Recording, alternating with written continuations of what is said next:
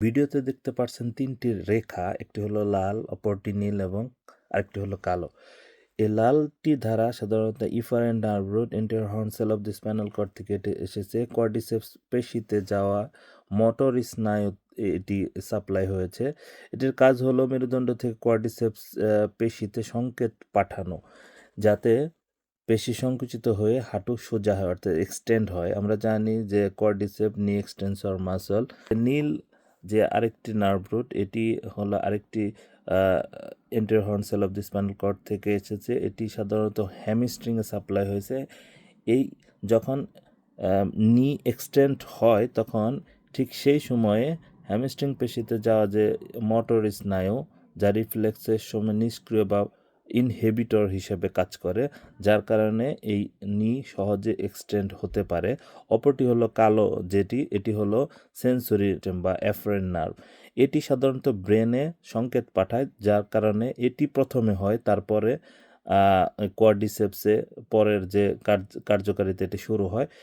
এরপরে আমরা দেখি যে এই লাল নার্ভ রুটটি যদি কোনো কারণে এর যে কার্যকারিতা যদি বেড়ে যায়, অর্থাৎ সংকেত পাঠানো বা উদ্দীপনা বেড়ে যায়, সেই ক্ষেত্রে যে ইনহিবিটর যে হ্যামস্ট্রিংয়ের যে আলফা নার্ভ রুট, এটি সাধারণত তখন অপেক্ষাকৃত কম উদ্দীপিত হবে বা সংকেত পাঠাবে, যার কারণে হ্যামস্ট্রিং মাসেল উইক হয়ে যাবে, যার কারণে আপনার খুব সহজে এই নি পেন হতে পারে, তারপরে ব্যাক পেন হতে পারে। এর সমাধান হিসাবে আমাদের যে স্ট্রেস রিফ্লেক্স, এটি সমাধান করতে হবে। এটি সাধারণত যে থেরাপি বা চিকিৎসা হয়ে থাকে, এটি হলো প্রাইমাল রিফ্লেক্স রিলিজ টেকনিক। এটি ম্যানুয়াল ফিজিওথেরাপির একটি টেকনিক। সুতরাং বোঝা যায় যে এরকম সমস্যা হলে আপনি যত ধরনের চিকিৎসা করেন, যত ধরনের এমআরআই, এক্স-রে যত কিছু আসেন, এই মেকানিজম যদি আপনি আইডেন্টিফাই না করতে পারেন, যদি আপনি ডায়াগনোসিস না করতে পারেন, সেক্ষেত্রে বড় বড় সার্জন বা নিউরোলজিস্ট কিছু করতে পারবে না, অর্থাৎ আপনার ভুল চিকিৎসার শিকার হবে খুব সহজে।